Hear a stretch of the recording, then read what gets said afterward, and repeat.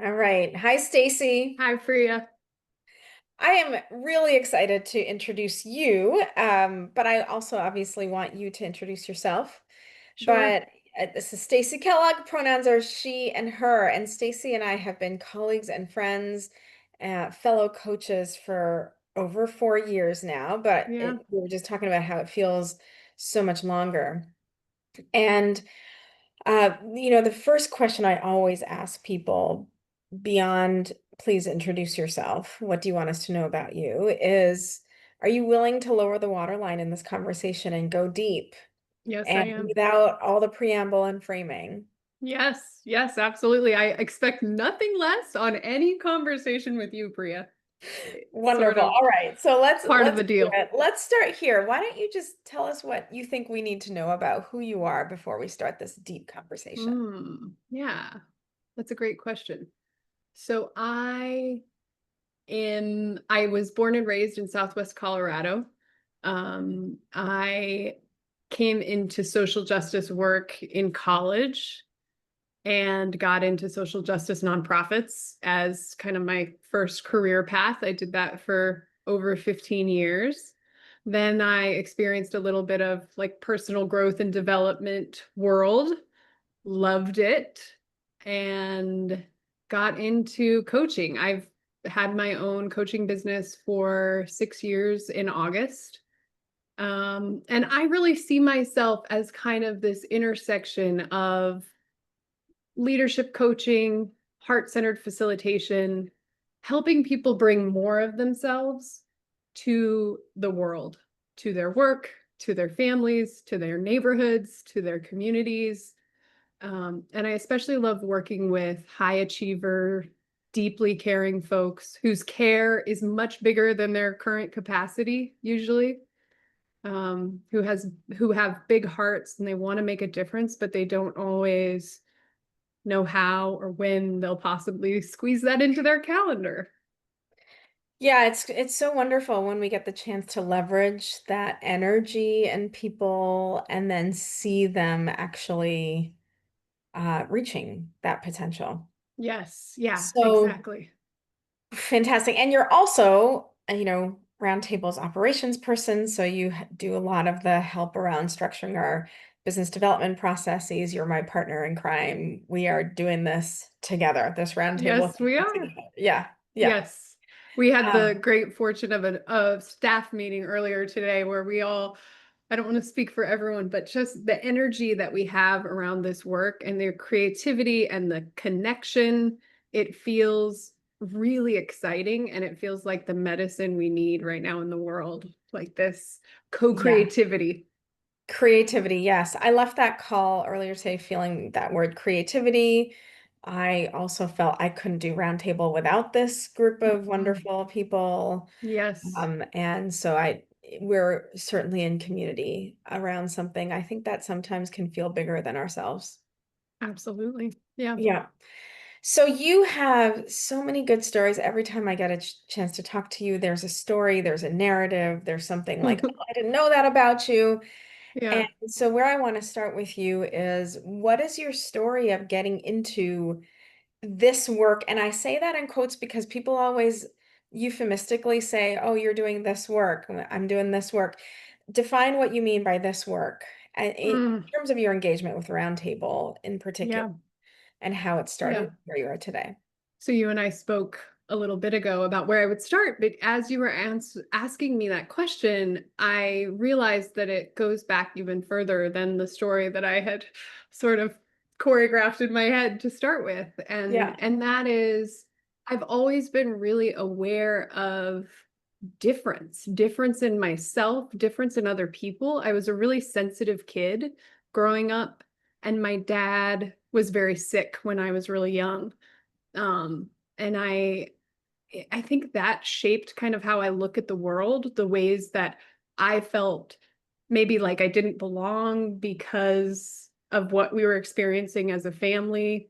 Mhm. And I was very sensitive and very tuned in to kind of like dynamics and what's happening in this room and what is being said and what's not being said. It's almost like I had that kind of coach like observation or way of interacting with the world, even, I mean, it wasn't skilled like a coach when I was a Yeah, kid, but you but had the beginnings of it. yeah, there was like a curiosity there about Mm, difference, a curiosity about like where are kids sitting at lunch and like who's left out and mm. who never has to worry about where they're going to put their tray down.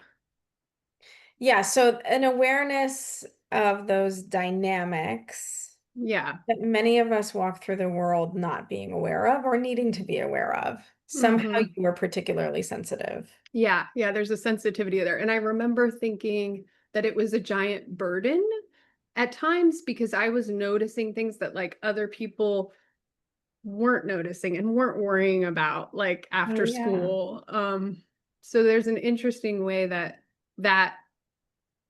that's been a part of my life in many different ways. And of course, now that I've been to coaching school and learned from so many amazing mentors and teachers and colleagues like yourself, it's like that's so much more honed and nuanced than it was when I was a fourth grader or first grader, but there is something that was there all along, a little That's the nugget. integration piece, right? You Yeah. can see that from an early age, the work that you're doing today is meaningful and has been meaningful since an early age. Yes, yes, Yeah. that's right. And I think more formally, to go back to the my pre-planned answer that I was thinking I would use, when I was in college, I volunteered at the Women's Resource Center in Boulder, Colorado on campus.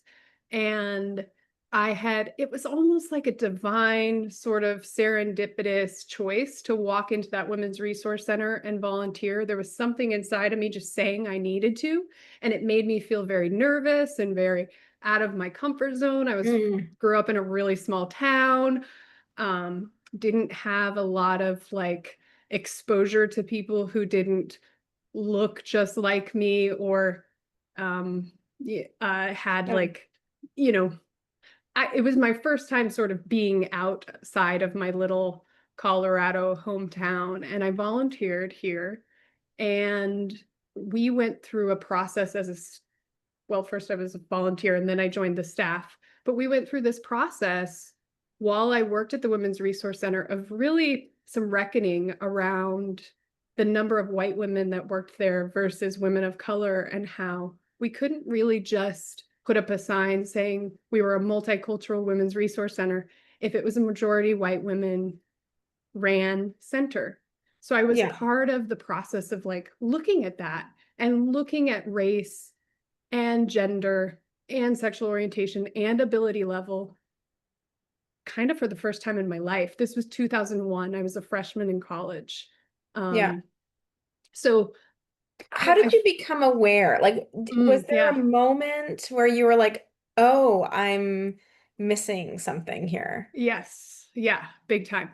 We had the great fortune of having a great facilitator kind of facilitating these conversations between women that were all students or staff members of the Women's Resource Center. And I remember hearing the story of a woman, Latina engineer on campus, Hmm. talking about walking from class to class, and having a white family stop her and ask for directions. And it's just assumed because she was Latina that she was a groundskeeper Yeah. and Yeah. not like the top engineering student that she is as a Mhm. Latina, as a woman, you know, Yeah. very extremely Yeah. smart, incredible campus leader. And Yeah. to Yeah. hear her tell that story and to think about, wow, I have never in my life had anyone stop and assume I work somewhere instead of I'm a fellow student, I'm a campus leader. Like that for me, I'll never forget that moment Yeah. of being in Yeah. the room and kind of hearing that and really like thinking, wow, I have no idea the privilege that I carry as a white woman at Mm. all. Yeah. So, what I've learned is that that moment happens for many of us at different points in our life.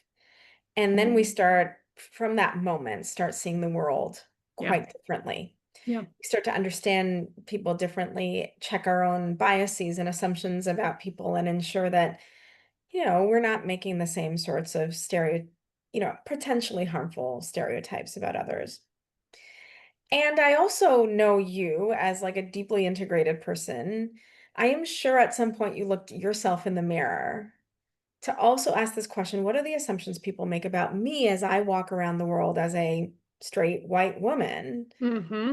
Yeah. What have you become aware of about assumptions people have made about you through those Yeah, great identities? question. Yeah, I think it goes back to something we spoke about earlier today in a different setting, but I think because I'm enthusiastic, tend to be kind of a smiley person, like I'm very nice. People see me as like nice and helpful, and sometimes I get like patient and calm, which is funny because I don't really feel like I'm either of those, but that's what people Yeah, interpret or maybe perhaps project.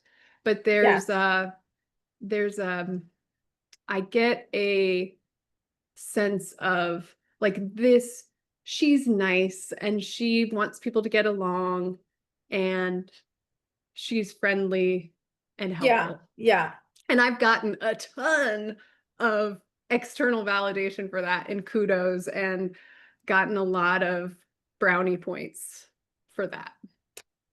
for niceness. Yeah, for sure. Interesting. And what do you think that word means when people define you with that word?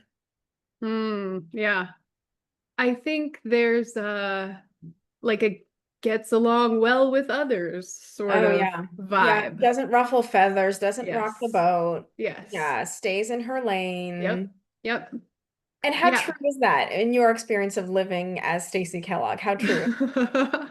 Well, it depends on certain settings. I think there's a way that I watch myself sometimes, like slip into that niceness and Yeah. slip into that, let's all get along and let's like be nice to each other and let's like there's a way that that is so tempting and so appealing for me because it feels good, and I'm doing air quotes here because it doesn't Yeah. really feel good, it doesn't really feel honest or Yeah. authentic, Yeah. Yeah. but there is something that in our culture whiteness kind of tells us like to be a good woman you got to put Mm-hmm. everybody else's needs first and be Mm-hmm. really nice and kind and Yeah.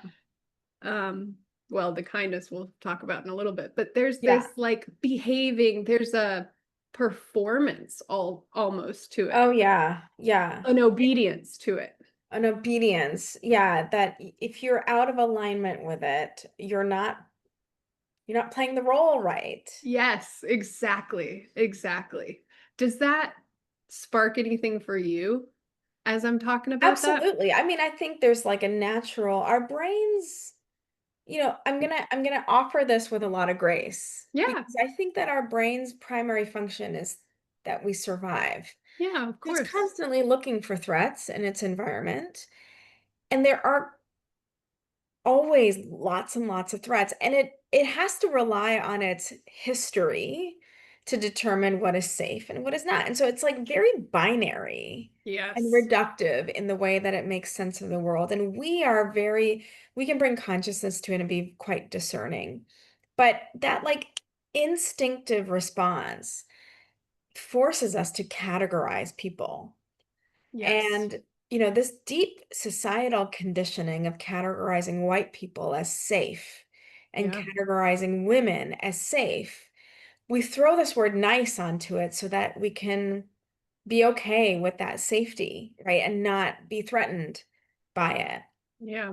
And so there's like I can, with grace, understand the biological component to it, but of course, we are complex Yeah. human beings who are informed by multiple aspects of society and personality Yes. and psychology and all these things that it ends up being reductive. And you're Yeah. not just that, you're Yeah. complex in lots of things.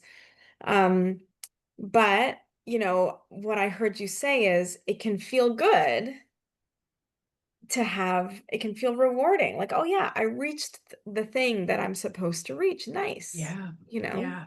Yeah. But it also, I think part of what we were talking about before is the enduring quality of white supremacy, Yeah. and that it endures through positive reinforcements of adjectives like this that feel good. Yep. Totally. Yeah. And there's a way in which being a white woman with my white privilege, there was such a big chunk of my life where I could only see gender as the only the only sort of oppression, or like I would get gender was like so in front of my face because, for a variety of reasons.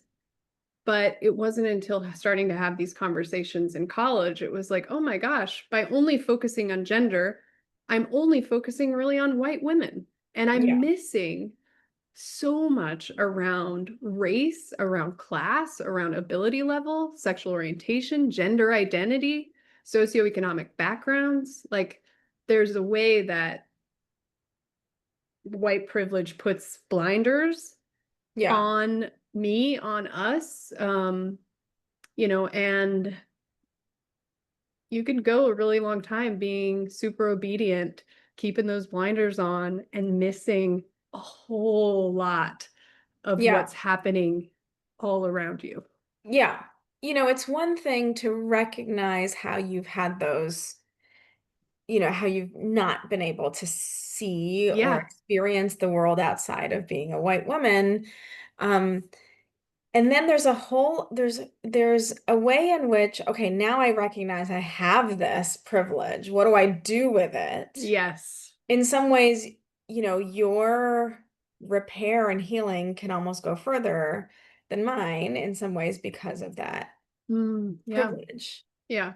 right? So I'm curious, like, this may sound like a little bit of a non sequitur, but it's coming to me when I think about Yeah. sometimes when we facilitate our workshops and we talk about race, we talk about microaggressions, we talk about social identities, Yes, we do. and we often have somebody say, well, especially when it comes time to say, like, hey, what are your commitments? What's one thing you're willing to change? What's one thing you're willing to do? Whatever. Yes.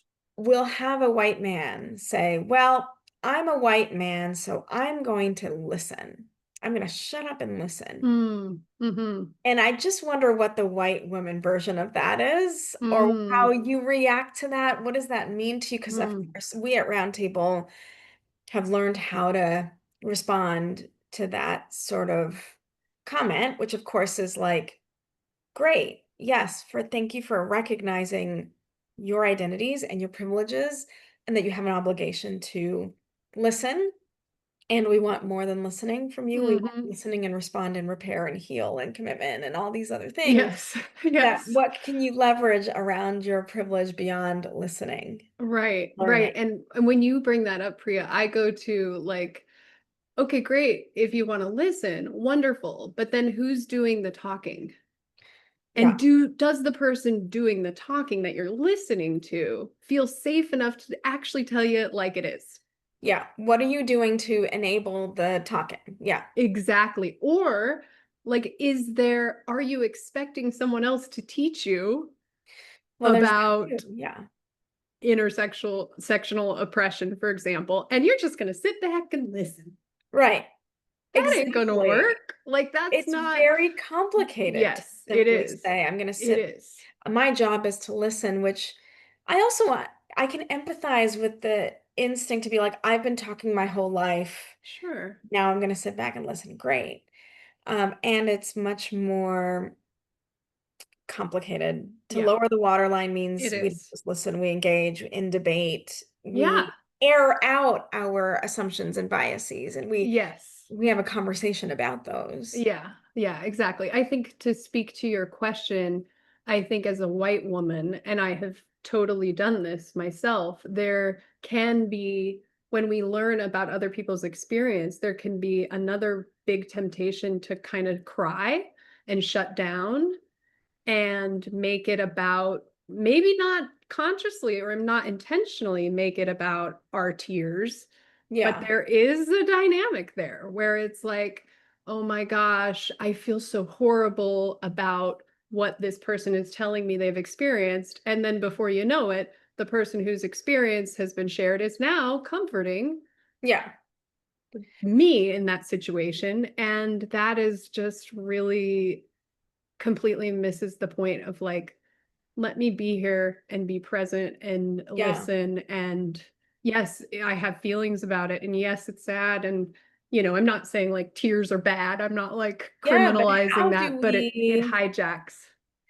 it can, but It also can. how do we make space for both Yeah, you're experiences, right. right? Yeah, While also like there's obviously like healing to be done through the tears too, there that is. we don't want to suppress the emotion because actually there's so much wisdom in the emotion. Yes, you're right. And one of the skills we talk a lot about at Roundtable is centering and decentering. Yes, And just simply acknowledging who is being centered in this moment yes, and what are we as a group doing to recenter or decenter, and understanding that the experience of centering can be very uncomfortable for some and very comfortable and natural for others, yes, particularly the white woman who's crying, yes, where we can name just like what's happening to our center of gravity in this dynamic right yes, now. yes, Why is it that we default to the white woman crying to be centered at the yes. expense of whom or what? That's Uh, right. and just being able to have those conversations, Mm-hmm. I think in our experience has, and you tell me from Yeah. your experience, creates more courage, Mm-hmm. I and does agree. end up lowering the waterline. I They're agree. hard Yeah, conversations. they're hard. They're hard. And I think it's about the setting and the container. I think that is so much of it. And I think that's one of the things I'm most proud of working with Roundtable, because you've created a container. Like when you created Roundtables in 2016, it was like, how do we create a container that's the shape of a circle and not a triangle Yeah, yeah. that people can interact with and feel, safe enough to be real with each other? Yeah. Or notice the moment of safety because Yeah, there you go. Because it's not always 100% safe. There's well, it's that very too. It precarious, is right? precarious. We'll That's a get this great moment word. of saying, oh, this Yeah. is the moment I can be courageous. I can Yeah. say the thing, I can be vulnerable, and someone else will receive it, accept it, love it, and understand it, and hold it. And those to me are the magic moments that happen in Yeah. Roundtable. Yeah. I want to go back to something you said around nice and kind Yeah. Yeah. and how you see this. Is it a continuum? Is it a Mm. Venn diagram? How are they different? How Hmm. are they same? What other words would you put in that Venn diagram of nice and kind? Yeah. Particularly as we think about the experience of white women Mm-hmm. or any other social identity that you would project those qualities onto. Yeah. So I do think I like that you use the Venn diagram, because I do think that's the right shape. I think there is some overlap. I see nice as very socially acceptable. It's that like palatable, helpful. Palatable, yes. Palatable is kind of a perfect word for that. Obedient. Yeah. Like a lot of, I notice in myself a lot, like a smiling and nodding on Zoom. Like, and some of that is genuine me and Yeah. enthusiasm. And then in some settings, I'm like, oh, you're doing the thing where you're like smiling and nodding, but you don't really agree. Like, Oh my gosh. it's a Yeah. thing I need to kind of watch sometimes. But yeah, nice is like, I don't want to hurt anyone's feelings. I want everything to be fine without a bigger awareness that like everything might not be fine. Yeah. Yeah. Yeah. And um help me distinguish that from kind. Kind. Yeah. Okay. Yeah. So to me, kind, there's an authenticity, Mm, there's an honesty. mm. I might Your address tone is some. changing as you're talking about it. Do you Oh, notice yeah. I this? didn't Yeah. notice, but now I'm getting goosebumps up the back of my neck that you've said that. There's a addressing, might address some injustices here, Yeah. Yeah. might seek some accountability, might speak up. What would you say are the outcomes of nice and the outcomes of kind? Hmm. So nice is very status quo. I Yeah. think there's like a nice white woman thing. I think of Lisa Murkowski a little bit. There Yeah. was recently a vote on the big, beautiful bill. I'm doing air quotes a lot in this interview. That's kind of funny. Where there was clearly an awareness of this thing being wrong, but there was an inability to vote against it. There was Mhm. this like, Mhm. I better go along with what has been decided, and I might like negotiate a little bit on behalf of my state and try to get some of these things out for my state. Yeah. But for the majority of Americans, I don't like it, I don't agree with it, but I still said yes. Oof. And now I want, this other entity to not vote for it. Like, Yeah. Yeah. Yeah. Yeah. and maybe I'm making too quick of a leap there. But there's Well, this, yeah, because I'm also wondering or guessing how terrifying it must be, oh, I'm sure. Yeah. right? To Yeah. make a call in this way. And politics is all about like followership, and there's a Yep. lot at stake if you get You're this wrong. right. There's a You're lot at right. stake if you get it right, You're right. Yeah, Yeah. absolutely. Yeah. Yeah. What would have been the kind approach? Yeah. I think with the kindness side of the Venn diagram, there's a inner compass. There's like a checking in with, it's that authenticity part. It's an integrity part. It's I integrity. Yeah, what did you say earlier about integrity and the word, the root? So the root word of integrity and integration is the same. And There I you go. never thought about them in that way. But when we are humans who integrate the various parts of our life to create a meaningful narrative, we're living in integrity. It goes Yes. beyond being in alignment with our values. Yep. It's about creating meaning from our lives, Yes. which gives us integrity. Yes. So that right there also perfectly models the difference between nice and kind for me, because Yeah. there's a point where, and not necessarily to throw Murkowski completely under the bus, but there's this fork in the road where it's like, do I do the thing that I feel in integrity with, Hmm. or do I do the thing that is going to be more like cheered by my peers or more um safe? Well, I think that's where I'm noticing differences between humans and diversity Mm. in our experience. Mm-hmm. It comes down to our moral character. Yes. Am I going to do like what I define as right and wrong? Maybe different is likely different than what you define as right and wrong. Yeah. But I don't always take the time to recognize that my decision is based on my morals. Yeah. Right? Like, so we could easily, I think I could easily put Lisa Murkowski in this category of not paying attention to her morals Uh-huh. in making this decision. But that's me projecting my morals onto her. Yeah, Her sure. And morals I'm might doing have, the same thing. sure, but her morals may have pointed her in the direction of like what is right for me and what is right Right. for people is to do the safe thing. Yeah. And we Yeah. may disagree. Yeah. Yeah. Yeah. And I also think there's this connection here with proximity to power and protection. Yeah. So there's this like,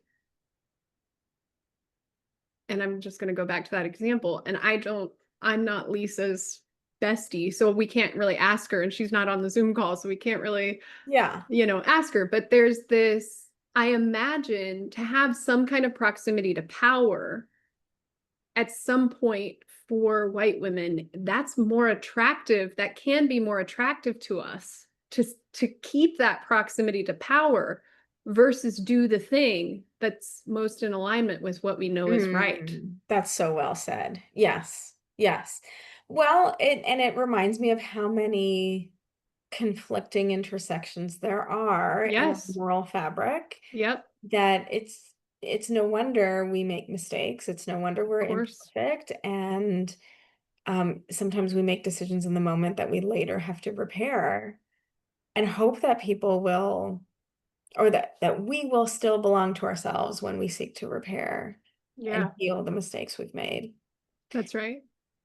Do you know anyone, or who would you characterize as modeling that kind of kindness that we just defined? Hmm. The first face that popped into my head, interestingly enough, it's the politics. I've been like tuning in way too Well, much they're to also politics. like in your face, right? Yeah, They're like on the stage and we can see yeah. them, and yeah. I mean, I think of Tim Walz, Yeah. because Oh, there's yeah. this like kind dad, I'm gonna wear a flannel and help you change a tire Yeah, there's a vibe. warmth and generosity. Yeah. Yeah. And there's There's also this, humanity. yes, this humanity and this, for me, the kind side acknowledges what's happening. Like, I think that's what's so weird Mhm. right now in our world. Like, there's so much almost like gaslighting over what's really happening. And Yeah. and Yeah. there some people are speaking truth to power and a lot. And it's not like that's not happening. But someone like Tim Walz is like, this is heartbreaking. This is Yeah. sad. This is wrong. Let's Like, name it. Yeah. exactly, let's name it. And to me it goes back to your lowering the waterline. Like, and deep democracy work you've done and the conversation that's going to happen on Thursday. It's like Yeah. there's this, we can't really connect as human beings or get to the point where like I'm going to learn more because I'm going to start listening. We can't really get there if we're not just like naming what's happening. Yeah. I have a perspective on this, but I really want to hear yours. What prevents us from naming it? For me, I notice my desire to be nice gets in the way. Oh, amazing. Okay. So this reveals bias, right? Whenever I Yeah. ask this question, like what prevents us? For me, it's like, because I might be wrong. There's Oh, no interesting. bias, Okay. Yeah. Yeah. right? Yeah. Because I've been punished for being wrong, and you Mm. perhaps have been punished for not being nice or whatever, right? Like Mm-hmm. the thing that we are rewarded for in our lives, being right, being nice, Oh, wow. being, Yeah. is it holds, decision-making power for us in the Yes. moment of naming the thing. Like it Yes. kind of hijacks our courage in It the hijacks our courage. That is such a good way of putting it. I think for me, the connection with the niceness is like, I'm afraid sometimes of being more visible. So I'm afraid of being the woman who speaks up and calls out an injustice yeah, because it'll mean that people are looking at me. And that might be scary in that moment or in that setting or around certain people. yeah, yeah. And so there's this way that, and again, it's linked to these other oppressions Yes, that, like, totally. white supremacy culture or patriarchal culture or whiteness in general, sort of like keeps you in your place. Like Keeps you in your place. Absolutely. stay in your Yes. place, stay, That's your role. yep. You should be afraid of taking up space, whereas Yes. the, maybe the white man needs to be afraid of not taking up space. Yeah. What happens if I don't speak up? What will happen if I don't say Yeah. anything? Who Yeah, will I be seen as? right. Yeah. And the power, like, what is that going to mean in terms of power? Will people still believe me or trust me or want to follow me? It's so Oh, I love this interesting. conversation. Me too. Yeah. Because I think what we've done in this conversation, just through asking each other questions and hearing each other's perspectives, is Hmm. we're lowering the waterline. And this third entity between you and I is generating shared wisdom, right? So if only we Yes. could harness those moments where we are in tension with each other or in debate or resistance with each other, we stand Yes. to gain even more. shared wisdom if we're willing to Yes. be open to learning new things. Yeah, I completely agree. I attended last week the Showing Up for Racial Justice organization that focuses on mobilizing white people. I attended a call that was mostly led by this woman, Loretta Ross, who is this incredible woman who's been doing anti-fascist work for, I think, like since the 60s. And she wrote a book Oh, recently called Calling In. And what yeah. she talked about, I found so interesting and so relatable because she talked about how, like, in many liberal white sort of communities, there's this, there can be a propensity to like be the most correct white person or to like call people out all day Yes. long. And Yes. I've been there. Like I've totally been that person of Mm. like trying to Bias be towards accuracy. Yeah. yes, yes, trying to be more correct Yeah. than the other person Oh my or gosh. Or to out know more. Yeah. yes, To out be more edit informed. someone. I mean, even you and I just talked before we pressed record of like, you know, there's more things we could, there's more resources we could cite for this Yeah. conversation. Yeah. And we might not, because some of this work is about like just showing up and maybe getting it a little wrong and then repairing and Yeah. just being human. Totally. So one, this is fascinating to me because for whatever reason, I have been noticing this bias for accuracy or knowledge a lot in my world. And it has asked me or invited me to occupy the role of not knowing even more deeply than I already have. Wow. And I love playing this role because I notice that if I'm with someone who has that bias, and I like explicitly express that I don't know, it gives them more power in the moment because of the bias, right? But it also gives me Yeah. power because I'm like, I know what I'm doing here. Like I want to hear more, I want to learn more.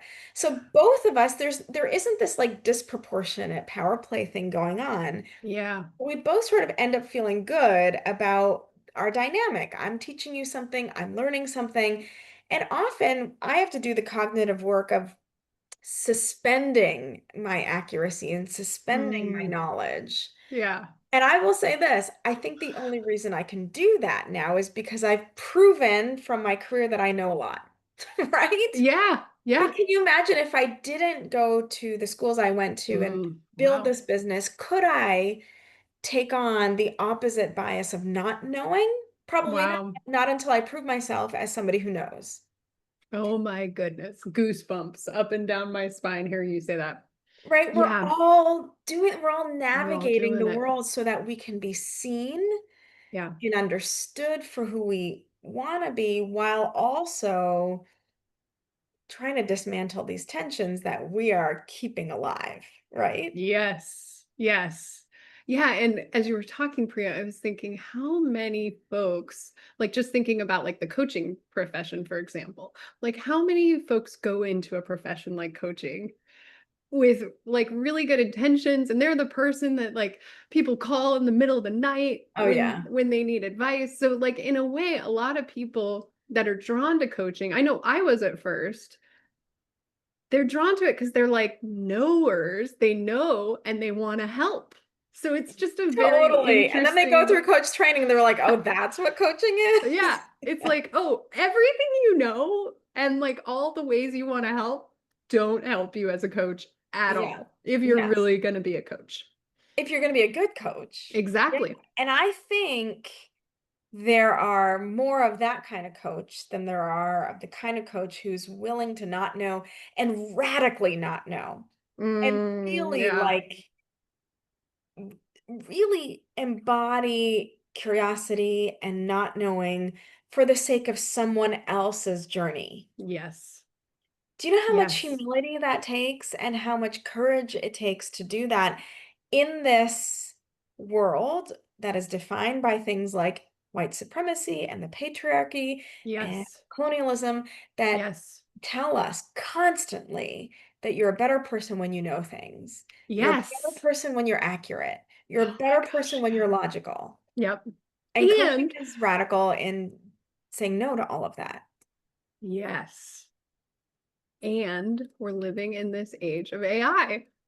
Yes. So I could be typing something in while you're talking to me right now, Priya, so that I can know, So I what can does know. AI say about the difference between nice versus kind? It's tempting, Like, isn't it? isn't that weird? Like, we're living in this world of our egos want us to be safe. Our Yeah. egos want us to know. Knowing is at the tip of your fingers all the time. Yeah. Yeah. And there's a way that that gets in the way of, or can get in the way of, these moments of lowering the waterline, being humans, Totally. noticing the Totally. shift in the change, in like what you did earlier. You noticed the tone of my voice changed when I was talking about nice versus kind. AI can't do that. AI can't do that.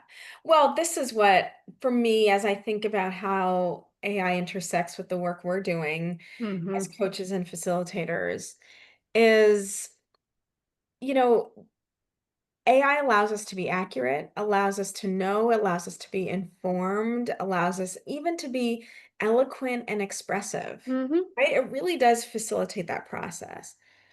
But I've been thinking about different currencies that I can use with my clients to really empower them and maximize their potential. And one currency is knowledge, one currency is exploration, right? Sure. Another currency is listening. But I think that the currency that AI cannot replicate is attention. That me just Mm. giving you attention Yeah. and like completely on you is something that AI does in a really weird way that they validate. They Mm-hmm. can't hold space. They Mm. can't hold my facial expressions and the way that I Yeah. hold attention for both of us in this conversation when I'm coaching a client. To me, that is potentially the most precious Mm-hmm. currency we have as coaches, Yes. is Yeah. how we give attention. Yep, I agree. And I think there's a link there with intuition. Yeah, You totally. know, there's like a bodily intuition. Like right now, we're in this, we're both listening to each other with our whole bodies. You know, it's Yeah, not just visual, it's not just auditory. It's like, and then an intuition pops up. You know, this, you don't have some script in front of you that you're like glancing over and then coming back to me. Like yeah, we are in the moment, 100% dancing in the moment, like seeing yeah, where these pathways show up, following them, letting them go if they didn't lead to where we, you know, something we thought was resonant, you know, and there, yeah, that intuition is so important and it's so human, yeah, yeah. and AI don't got it.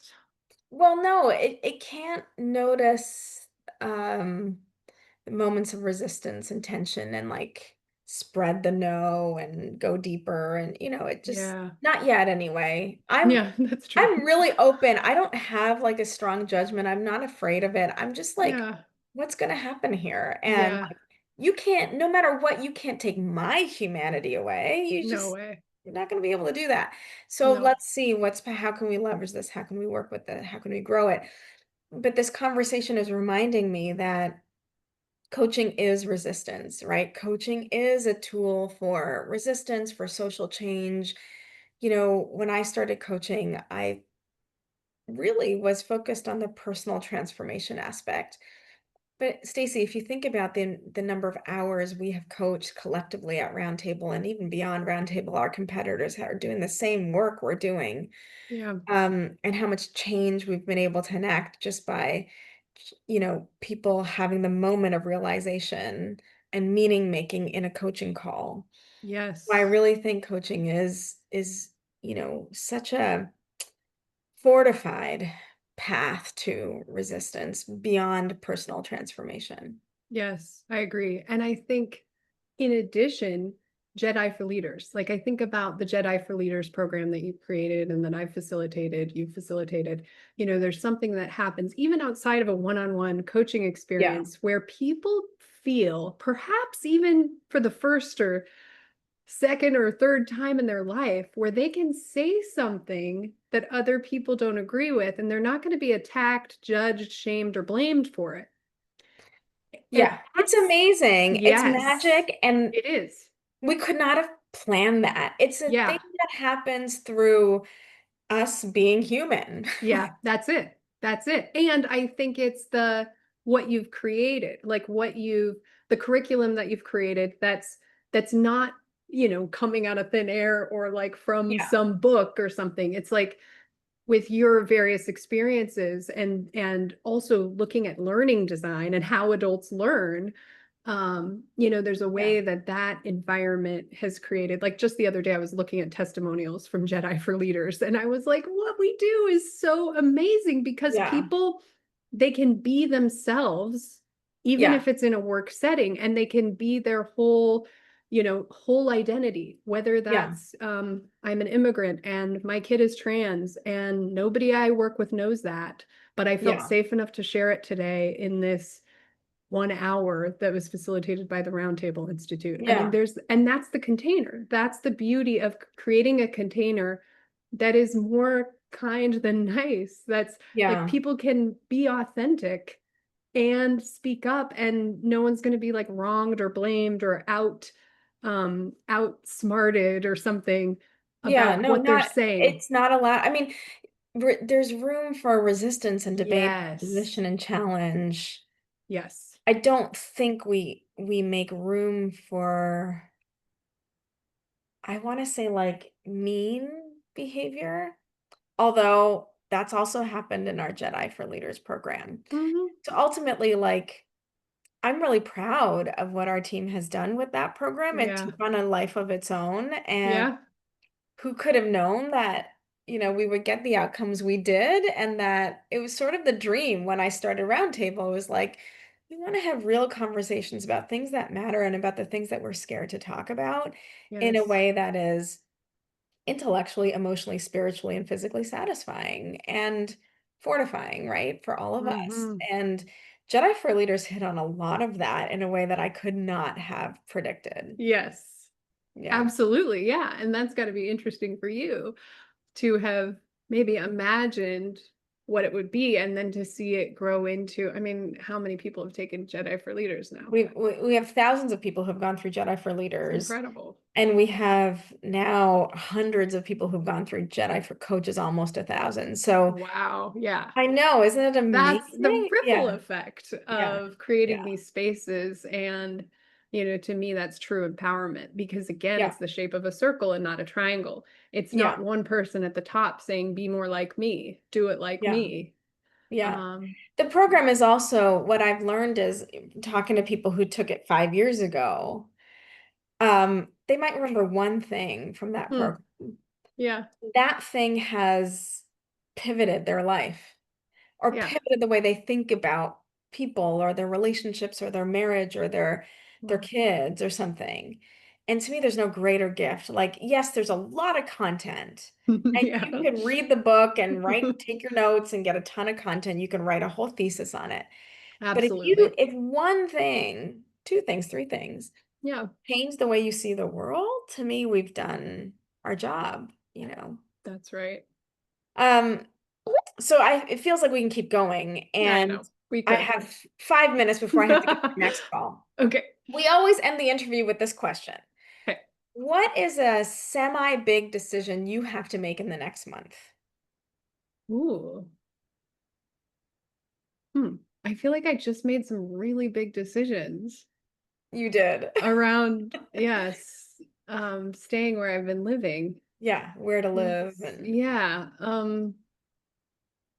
What's a big decision? Well, I think back to our earlier conversation, I'm really in this place of like, how do I want to show up in the world? mm, What's my a big version of one. kind in this world? Yeah. And being on that showing up for racial justice call kind of reignited this fire inside of me. Like, how do I create the kind of community that I need and want? How do I create it locally? How do I create it virtually? How do I show up even more and let my desire for creating a more just, better world be bigger than my fear of being seen? Really. Oof, there's the question. Yeah. And Huge. with all that's happening, Priya, it's like I no longer have the luxury. I think so many of us feel this way. Like we no longer have the luxury of just like hiding behind like Instagram scrolling. Like it's Not because of what you and I have committed to. Many people yeah, do. exactly. Many people can. Exactly. You and Yeah. I have made, for better or for worse, Yeah, decisions and totally. commitment that Yeah. don't allow us, Yeah. yeah, It's to, that integrity and integration piece. Like yeah, you and I can't get on this call and talk about this and yeah, then just go on and like watch Kardashians for, the next no, 48 hours. yeah, yeah. Nothing wrong with that show, but like there's a depth and there's a call here. There's a call There's a to call. There's a show up, commitment. Yeah, yeah. This and is, yeah. I want to do that. I want to follow that call, and I don't know exactly the way yet. But I think I that think surge every call time we sparked talk, that. we are figuring it out. Yeah, You I do too. together. I'm so glad we're in the same boat, going in this direction together. Me too. Um, well, gosh, I love talking to you. I love learning from you. And the way that you pull out my insights is also unique and helpful. And Thank I'm you. full of appreciation for you. Thank you. Any I parting feel the words? same way. I feel so lucky and so grateful to be part of the RoundTable Institute and to just be really connected with you. I feel like it's one of the brightest spots in my life. Yeah, me too. So Me too. grateful. Yeah. Thank All you. right, let me stop the recording. Okay.